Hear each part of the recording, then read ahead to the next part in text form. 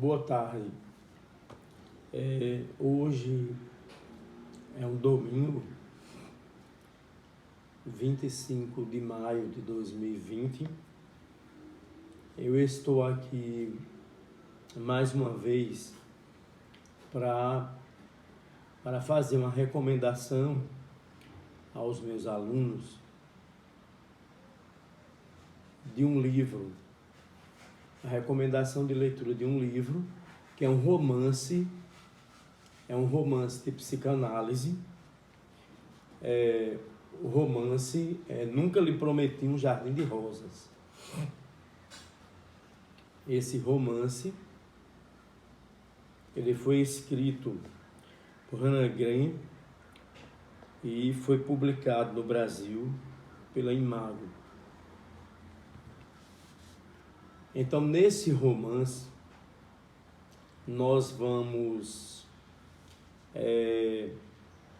tratar de uma esquizofrenia. É a história, de uma jovem, que é Débora, portadora de uma esquizofrenia. Na verdade, é a história de 3 mundos. O primeiro mundo, na vida de Débora, é exatamente o mundo das pessoas que são as pessoas chamadas de sã. Então, esse mundo é o mundo exterior, onde Débora vive com a família, a mãe, o pai, o avô, que é um mundo cheio de crises, de problemas, de ansiedades, de preconceitos. E a jovem, ela não consegue, lidar com os diversos conflitos que existem nesse mundo e termina sendo, a família procura um hospital para o tratamento dos seus problemas. O segundo mundo é o mundo do manicômio, ou melhor, do hospital psiquiátrico, onde Débora vai fazer o tratamento. Esse mundo é o segundo mundo. É o mundo daquelas pessoas que são chamadas, de loucos, de birutas, de pirados.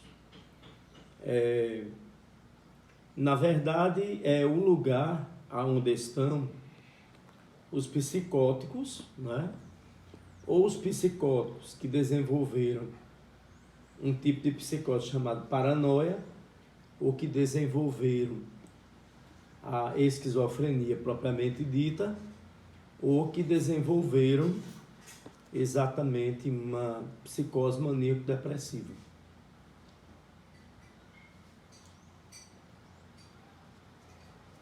Então, esse ambiente, o ambiente hospitalar, o ambiente do manicômio, o ambiente dessas pessoas que são retratadas, como bizarras, birutas, loucas, enfraquecidas,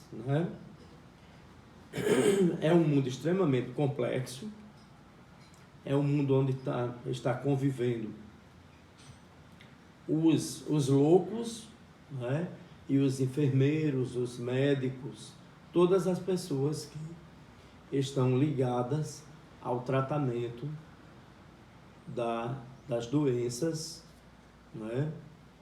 as doenças que retiram, que fazem uma passagem, do mundo dos sãos para o mundo dos doentes, dos loucos, como é chamado, onde o hospital termina sendo um lugar de cura, mas um lugar também punitivo. E o terceiro mundo da garota, não é? É exatamente o mundo de uma malha delirante. É o mundo aonde vai, é o mundo do delírio, das alucinações, já que ela vai começar a partir desse delírio, não é? Fazer uma costura naquilo que foi ameaçado, foi perdido, não é? Uma costura, eu diria, né, nessa fenda que há a partir do momento em que ela enlouquece. E esse mundo é um lugar que ela denominou de ir, né? É uma terra, e que ela, essa terra, ela é exatamente habitada, ela tem muitas regiões, tem regiões com trevas, com terror, tem regiões desérticas, né? Tem planícies, tem espaços, né? E os habitantes desse mundo são o coletor, é uma das pessoas, né, que na produção da malha delirante, né, essa criatura aparece, né? Anterabai, que é um deus que existe, né, dentro dessa construção desse delírio, né? O censor tem também uma personagem chamada Idate. De certo modo que a leitura desse livro requer também um pouco, não é, de conhecimento e de leitura sobre o próprio fenômeno, que é exatamente, né, o delírio, e é também a história do tratamento, né? A doutora Fried, ela faz um tratamento de abordagem psicanalítica, um tratamento através, né, de uma análise, de uma interpretação, né, desses delírios e de todo o enredo, mostrando o papel do terapeuta, como é importante, assim como o papel das outras pessoas que cuidam do doente, né, daquela pessoa que ficou louca, papel da enfermagem. Há também pessoas que trabalham lá em que enlouquecem, né? Eram boas, terminaram loucas. Há pessoas que estão lá porque cometeram crimes e estão para uma espécie de pagamento, né, de suas dívidas com a sociedade. De modo que, na efetivação dessa leitura, foi necessário também compreender, né, algumas coisas do ponto de vista de uma estrutura teórica, de uma construção teórica, para entender a doença, né? Então, na verdade, quando você está lendo o livro, você tem que ler e entender que no encaminhamento dessa leitura você vai encontrar pessoas que são os paranoicos, né? Os esquizofrênicos e as psicoses maníacos depressivas. E no caso, né, do personagem, que é o caso de Débora, né? A personagem, ela vivencia exatamente uma esquizofrenia esses sintomas da esquizofrenia. Nós podemos retirar do texto alguns sintomas, como as alucinações, como os delírios, não é? O pensamento que passa a ser um pensamento desordenado, ou melhor, os modos de pensar passam a ser modos de pensar incomuns, né? Distúrbios também do movimento, do corpo, né? Às vezes é o corpo que é agitado, às vezes não. Há uma redução do afeto, as emoções elas vão ficando, diminuindo, não é? As expressões passam a ser muito reduzidas. Pode-se perceber que isso vai acontecer, não é? Que isso está acontecendo pelo tom da voz, pelo olhar, pelo o espírito da própria pessoa, que é o esquizofrênico, né? Que fica uma vida muito mais escura, de sofrimentos, de limitações. O sentimento de prazer fica muito reduzido, não é? Há uma dificuldade na manutenção de suas atividades e tanto a esquizofrenia como a paranoia, né, nós vamos encontrar os delírios. Nos dois casos, né, vamos ter tanto essa malha delirante, né, aliás, esse próprio cotidiano é feito com delírios e alucinações, mas não é que o doente ele passa a ter uma vida só de delírios e alucinações. Não é também assim, tá certo? Vai haver determinados momentos em que ele vai apresentar os delírios e que vai apresentar também essas alucinações. E o delírio, ele é uma forma, né, de organização. É como se o sujeito fosse ter uma nova ordem, uma nova postura, principalmente no caso, né, da psicose. Então esse delírio é uma forma de costura.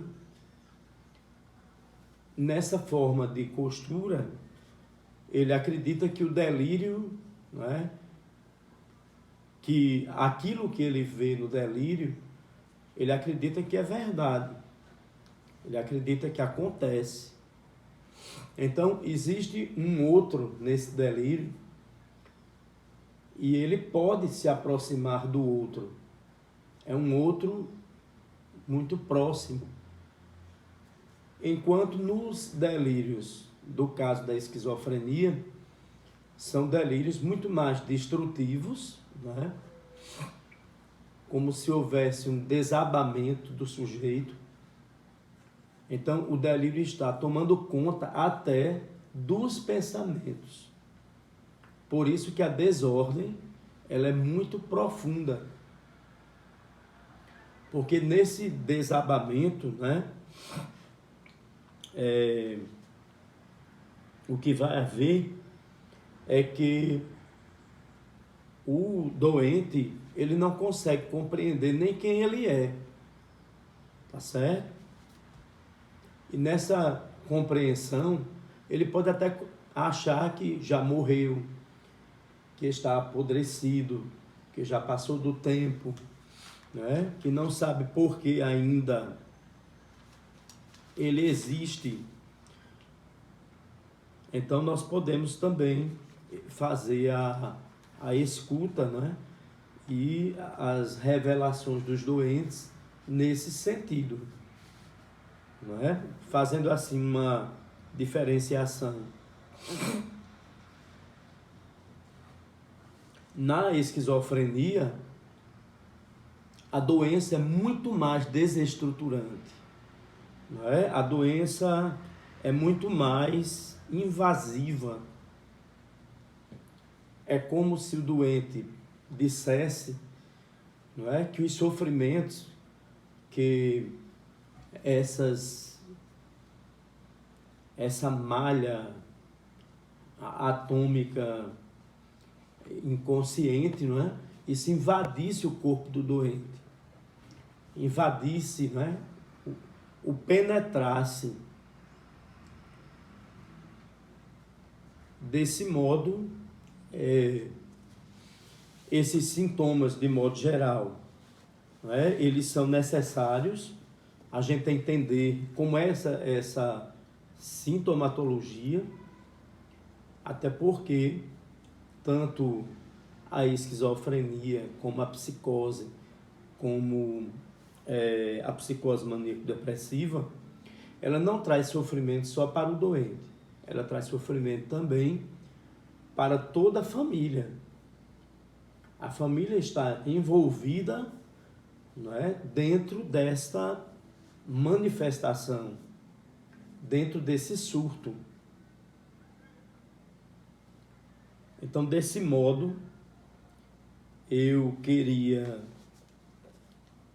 que, se fosse possível, né, aqueles meus alunos que desejarem fazer a leitura do texto, não é?